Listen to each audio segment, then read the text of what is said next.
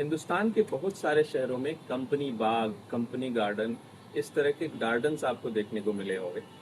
आपको अगर कोई ऐसा गार्डन याद हो जो आपके शहर में हो, जो ब्रिटिशर्स के टाइम का हो, मुगलों के टाइम का हो, जिसका कोई पुराना इतिहास हो, तो मुझे बताइएगा। मैं भी अपनी सोसाइटी के एक पार्क में बैठा हूँ, तो मुझे लगा इस कंटेंट पे मैं बात करूँ। तो इस क्रम में मुझे एक याद आता है, जो कलकत्ते का कंपनी गार्डन है। तो कलकत्ते का कंपनी गार्डन सन 1787 ईस्वी में ब्रिटिशर्स ने इस्टेब्लिश किया था। और इन बगीचों की एक खास बात होती थी कि यहाँ सिर्फ पेड़ पौधों की संख्या, नंबर बढ़ाने के लिए इन्हें इस्टेब्लिश किया जाता था।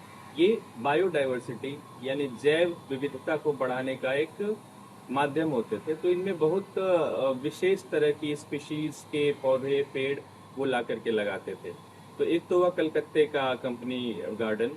इसके अलावा जो एक और बाग मुझे याद आता है, जहाँ मैं अक्सर घूमने जाता था, बेंगलोर का लाल बाग। उनको उसको इस्टेब्लिश किया था हैदर अली ने, जो मैसूर का सुल्तान। और फिर उसे उसमें और ज़्यादा डाइवर्सिटी को बढ़ाया उनके बेटे टीपू सुल्तान ने। और फिर वो बाद में अंग्रेज़ों की विरासत बनी और उसके आगे बढ़ी। तीसरा इस तरह का गार्डन है सहारनपुर का कंपनी बाग। चौथा इस तरह का गार्डन है अमृतसर में। तो अमृतसर में जो बाग है, वो पहले महाराजा रंजीत सिंह ने स्टैब्लिश किया था और उसका नाम था राम बाग। फिर जब वो ब्रिटिशर्स के समय में गया तो वो भी बदल के कंपनी बाग हो गया।